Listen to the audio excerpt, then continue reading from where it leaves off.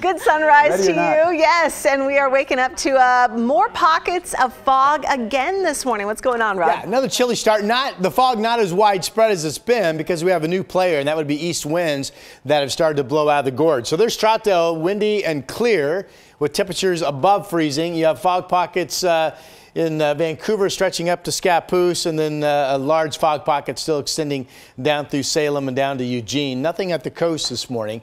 And good visibility coming into downtown Portland. We are 31 degrees. And quick reminder, if you have fog out there and it's freezing, that frosty fog can make things slick. So we throw that warning out again for you this morning. So at the bus stop, foggy areas on average around freezing.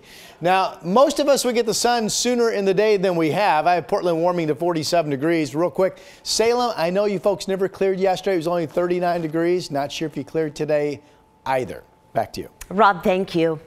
This morning, we start with the effort to stop the Omicron surge. People in Oregon and Washington are getting much needed COVID tests from state health agencies, but they're receiving them in very different ways. Washington is partnering with Amazon to deliver free tests to people's homes. Over the weekend, 96,000 households got them. But because of high demand, Washington's inventory is currently out of stock. The state does expect more tests will be available soon. Supply will be limited and will restock as additional tests come into the state.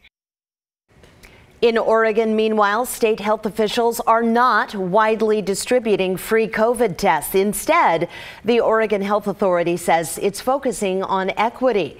It's giving tests to local public health agencies, Native American tribes, hospitals, and schools so they can distribute them. Oregon is also running a dozen high-volume testing and vaccination sites. That includes this one at the Portland Expo Center, which the state just took over from OHSU.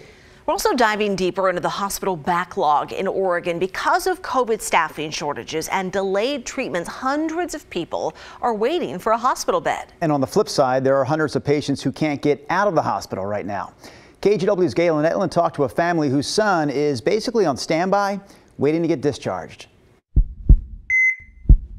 Oregon hospitals are strained 2 years into this pandemic, and not just because of COVID. Staff is stretched. Anne Dodge Swans in Portland has an adult son in the hospital. Stable, but seriously ill. Chris is struggling with hepatitis and needs dialysis. He was supposed to be discharged from the hospital to an outpatient facility, but there's no room right now. We are in a situation where people are coming to the hospital and sometimes staying longer. Dave Northfield works with the Oregon Association of Hospitals and Health Systems, representing 62 community hospitals. He says numbers are trending up. 577 Oregon patients are stuck in hospitals waiting to be discharged to lower levels of care, and 229 people are waiting for a hospital bed. The pipeline is not moving as it should be. National data also show about 1 in 5 healthcare workers have quit during the pandemic. It's a struggle for both patients and staff. Casey Stowell is Regional VP for Fresenius Kidney Care in the Pacific Northwest, looking after more than 50 dialysis clinics.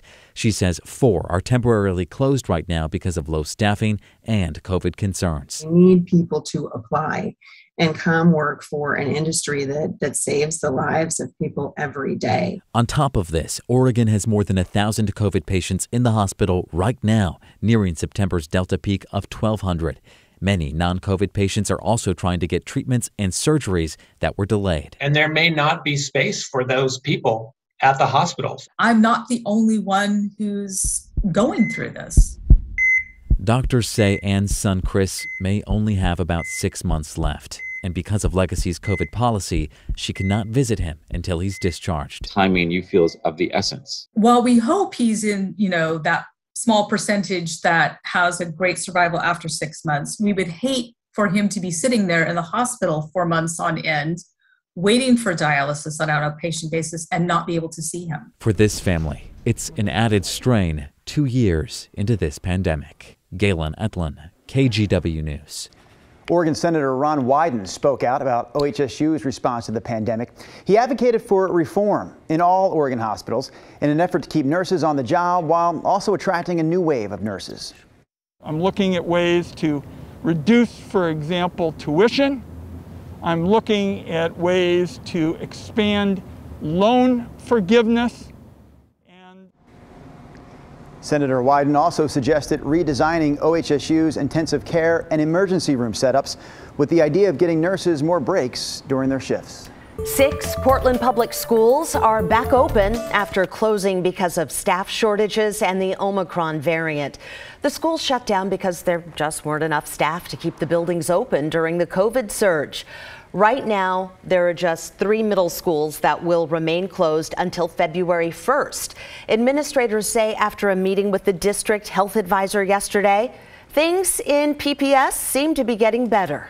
He believes, in our conversations, that the peak actually already happened here in this region. Students' absence rates are going down. We are starting to see, staff absence rates also going down. Yeah, that's all good news. He says 86% of schools have remained open throughout the surge, and the priority continues to be keeping schools open for in-person learning. Check this out. In case you missed it yesterday, we want to show it again this morning. This is the list of a few of the schools that are returning to campus this week. They include Alliance High School, Fabian Pre-K through 8, Franklin High, Ockley Green Middle School, and Roosevelt High School. You'll find the full list from PPS if you go to our website, kgw.com. Well, new this morning, Washington's Attorney General is suing Google, saying it's been secretly tracking the location of customers, especially those using Android phones, and using that data to sell ads. Ted Land explains. Washington Attorney General Bob Ferguson is going after Google. He just announced a lawsuit alleging the company deceives consumers into thinking they have control over their location data, information that tells Google where you've been and when. Those details are valuable to the company, which makes the majority of its revenue from targeted advertising, the lawsuit says. Quote, in reality, consumers who use Google products cannot prevent the company from collecting, storing, and profiting from their location, the lawsuit claims. Here's the problem, according to the state. Even when you go into your Google app and turn off location history, the company can still log your whereabouts using a different setting called Web and App Activity, which the state says many consumers just are not aware of. In addition, the lawsuit alleges Google collects location data from customers using the Android operating system, using GPS coordinates, cell tower data, Wi-Fi signals, and other info the device transmits to Google. The Attorney General says location data is among the most sensitive and valuable personal information Google collects, and even a small amount of it can reveal a person's identity, routines, income, sexual orientation, religion, and big life events. The Attorney General says Google's conduct violates the Washington State Consumer Protection Act. The lawsuit asks a court to stop Google from continuing these practices, and Washington wants the company to pay for its violations, which could total millions of dollars. So the AG's office says the tracking activity isn't limited to those using Android or Google branded phones. State lawyers say even if you have an iPhone or other phone with Google apps on it, the company is likely tracking your location even if you told it not to. So far, Google not commenting on the lawsuit. All right, one more story here before we get to Rod Hill. An air stagnation advisory remains in effect until at least tomorrow. The stagnant air actually created some visibility issues at SeaTac Airport yesterday. Now, a few decades ago, fog like this would have kept flights on the ground there, but technology has made it so the airport can get planes through even the thickest of fogs. So most of yesterday's flights stayed on schedule. Here at SEA Airport, we have one of the best technologies from a Category 3, which is the worst visibility situation for any airports in the country. So that air stagnation advisory remains in effect around here until 4 p.m. tomorrow. But Rod Hill, you were saying that air stagnation does not necessarily equal poor air quality. Yeah, and I think when we have these air stagnation advisories, the number one thing that we have concern about is, are we going to get poor air quality numbers? So in these events, we check the indices often, and if we see any problems, and we get that information out to you and alert you. But so far, there's been nothing to alert you about. Air quality has been a mix of more good, which are the green dots, than moderate, which are the yellow dots. There's one dot showing up right now over towards Central Oregon, unhealthy for sensitive groups, but clearly, for the most part, air quality not a concern. So we've been getting through okay. All right. Here are the wind conditions this morning. This actually helps improve air quality. A little bit of wind moving the air around. Troutdale right now, east winds out of the gorge did pick up last night, as Futurecast said they would. Sustained at 19, but some gusts have been closer to 40 miles per hour. Happy Valley picking up some of that east wind. McMinnville, you'll probably get a little bit of east wind today. Newport has been picking up some winds. There's east at 18 miles per hour. If you don't have any wind, you probably have some fog, at least somewhere near you, and your temperatures are probably down near freezing. 31 degrees out of PDX right now. And a reminder, if you have freezing fog, that can make things slippery outside when you're really not expecting it. Here are the other temperatures. Salem's freezing.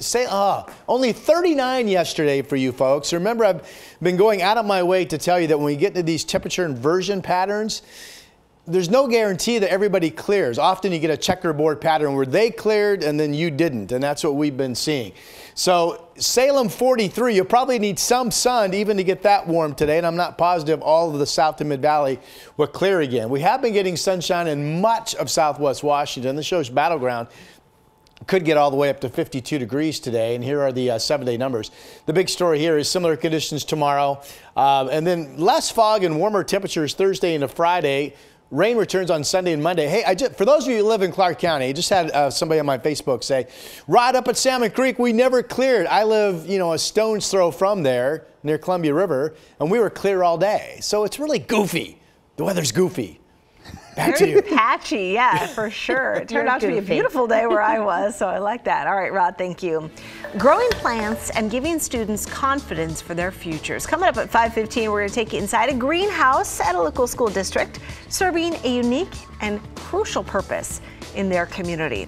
Plus, COVID self-tests and the role they play in helping us track surges. While they don't get counted in official CDC data, they help in a lot of other ways. Our Verified team gets a closer look after the break.